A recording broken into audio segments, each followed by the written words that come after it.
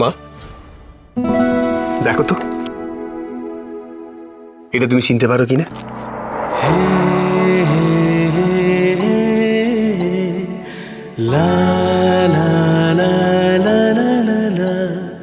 মনে আছে ছোটবেলায় এই ছবিটা আমি এঁকেছিলাম, তুমি আর আমি।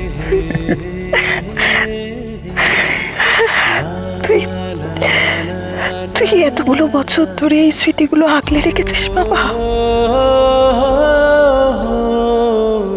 তোর মতো ছেলে যেন ভগবান সবাইকে দেন রে।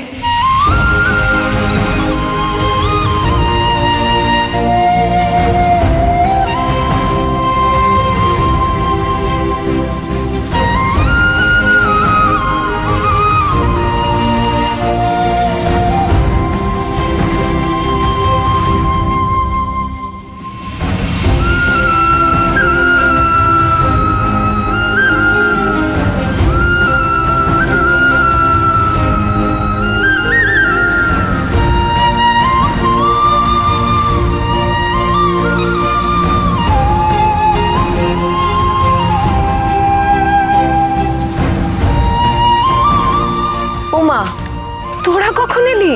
অনেকক্ষণ। যে মা, তুমি বিগ্রহ জীবনের অনেকগুলো ইম্পর্টেন্ট ইভেন্ট মিস করে গেছো জানো। শুধু বিগ্রহ, আমি তো তোদেরও খুব মিস করেছি রে। আমি যখন বাড়ি ছেড়ে চলে গেলাম তখন তো তোরাও খুব ছোট ছিলি। তখন তো প্রিয়া, অর্ণা ওরা কেউ জন্মায়নি। ইস, আমি থাকলে না ওদের এইটুকু দেখতে পারতাম। সেই তো, সেই ছোট্টবেলায় ওদের তেল মাখানো, স্নান করানো, খাওয়ানো। আচ্ছা আচ্ছা বেশ, তো আমি বলছি কি তাহলে সর্দি ব্যাপারটা একটু অন্যরকম করলে কেমন হয়? বড় বৌদি তুমি এক কাজ করো, তোমার এই জাদু মাখা হাত দিয়ে আমাদের সবার জন্য বেশ দারুণ রান্না করো তো। তারপর তুমি কি করবে বলো তো, এই একটা থালার মধ্যে একসাথে সব পুরো ভাত তরকারি সব মাখবে আর আমরা গোল করে সব দাঁড়াবো, তুমি খাইয়ে দেবে। ব্যাস। কেমন কেমন কেমন কেমন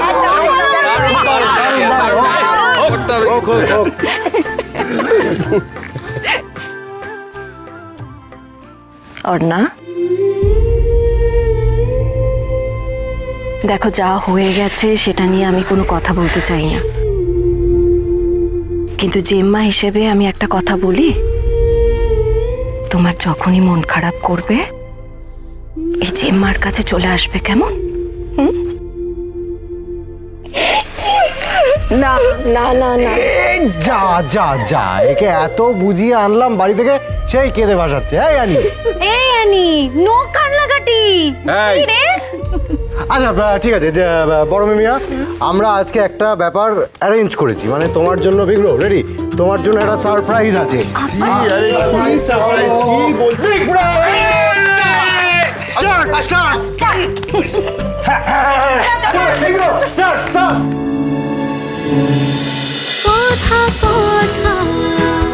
কথা সোম থেকে রবি প্রতিদিন সন্ধে ৭টায় স্টার জলসায় ও ডিজনি প্লাস হটস্টারে।